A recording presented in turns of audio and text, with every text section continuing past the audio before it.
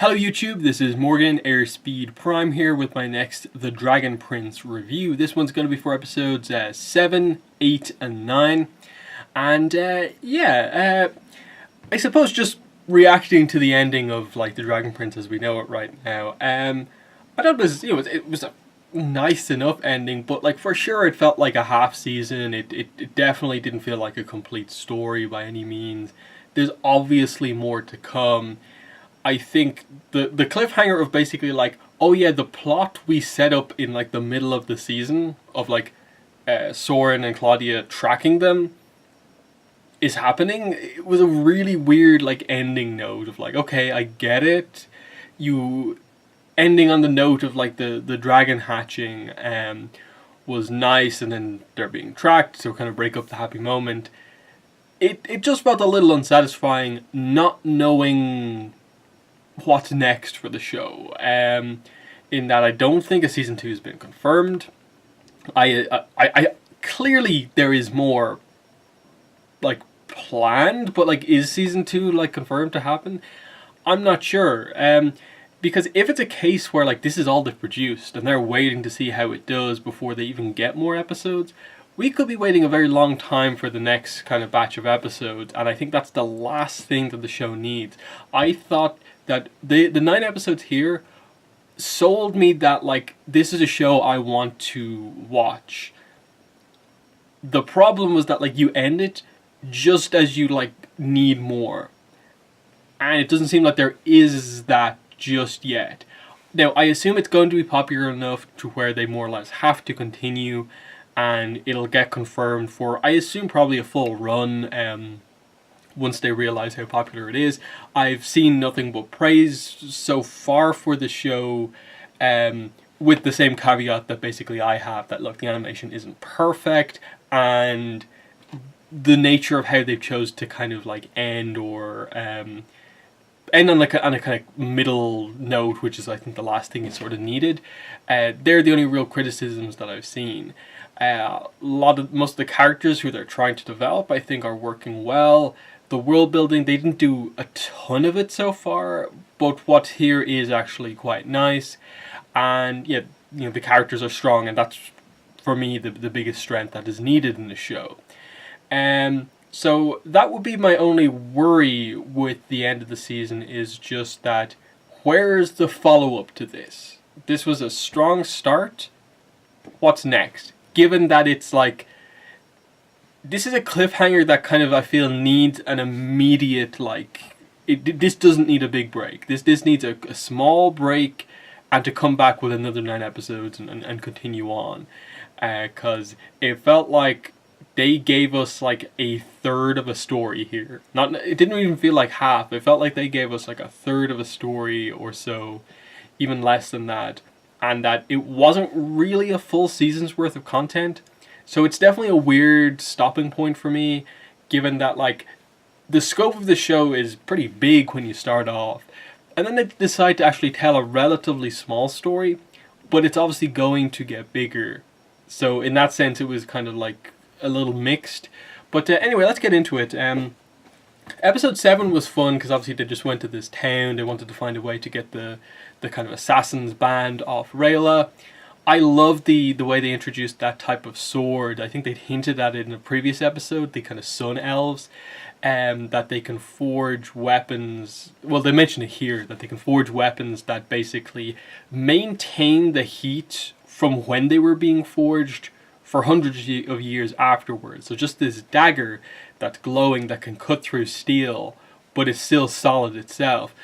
That's a really cool idea for a weapon. And obviously, when I assume if the show goes on, it'd be so cool to get to meet those elves, to see them using like full-size swords or knives, daggers, like that, and just see if there's any defense for that, like with the other types of magic and so on.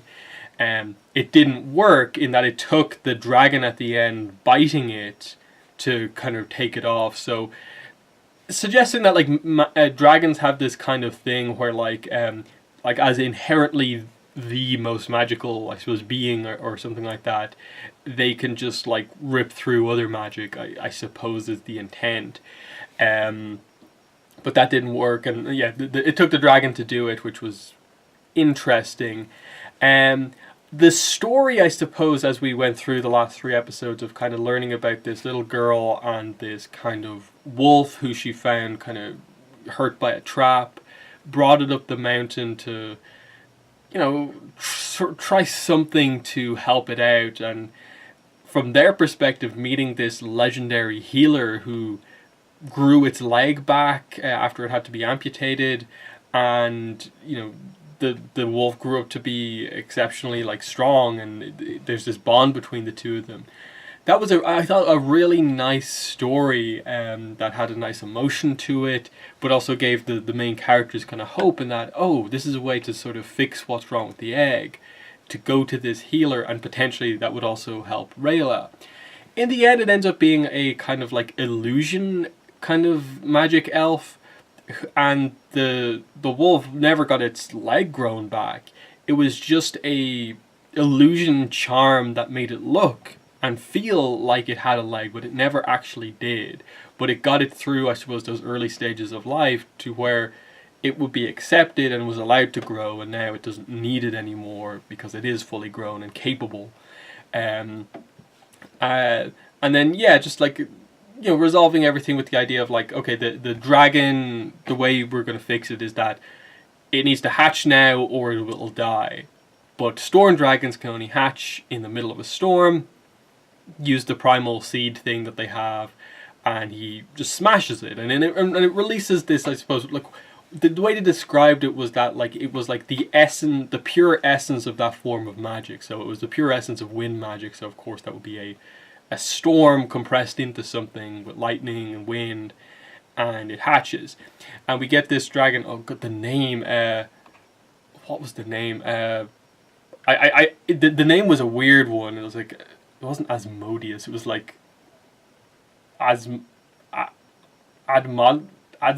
Admodzim or something like that. I have to watch the episode again. I think he nicknamed it Zim or something like that. So I assume that's what it will go by. Definitely cool. It was a cute design. It got, I suppose, the theme of the show across, that in a way humans have been afraid of dragons, but then all of a sudden they've helped this egg all this way. They've seen it now hatch. It's just a baby animal. It will grow to be powerful, but now it has this connection, and especially with the whole Ezran thing and discovering that he can actually speak to animals and understand them, and that's why he's been sort of isolated and different, is that the connection to animals is this important thing to him. So I like that they gave him that, revealing that that's in a way why the connection to the toad is so high, and why his friends are all animals. That makes sense. I thought it was a little bit of a weak plot of just Callum being completely unwilling to trust him on this, and you're just making that up. That wasn't the greatest conflict to have, to just create a little bit of drama, because it was ultimately just resolved with okay, I'm sorry, now I'll do this weird kind of chicken, I'm a jerk face dance, which went on for a long time. It was actually quite funny. It was just yeah, there wasn't really much of an issue there. That was a bit forced, but it got across what it needed to. And along the way, we had Rayla kind of going back to the earlier episodes, contemplating over the fact that she hesitates when the time comes, and that she's powerful and strong, but when it really comes down to the pressure moments, she tends to kind of struggle with them. And that came up here with the plan that Callum made, and it seemed like she didn't get it done, but then she came back and actually took out that monster. They also figure out how Callum is actually meant to use the lightning magic. So he doesn't have that going forward. So he doesn't have that obvious way to just do super powerful magic. So I think they said that usually the way it's done is that you harness it if it's somewhere else. So he can perform that magic if it's windy, and he can channel, I suppose, small amounts of wind, large amounts of wind if there's that there. If there's a thunderstorm, he can channel that to do lightning, but I assume he'll have to develop some level of skill to do that. They may also do something where the dragon, because it's a storm dragon, has the same powers, and he can channel it through the dragon, in that the dragon, I suppose, will I suppose would also be so powerful that he could more or less channel energy from that. But we'll have to wait and see. On the other side of the story, Viren as the villain. Some interesting scenes with him and Runan, where he brings in that kind of dragon mirror thing that they talked about in the previous episode that they can't figure out, but was important to the dragon king and queen. Which, again, there's still this confusion about, like, wait.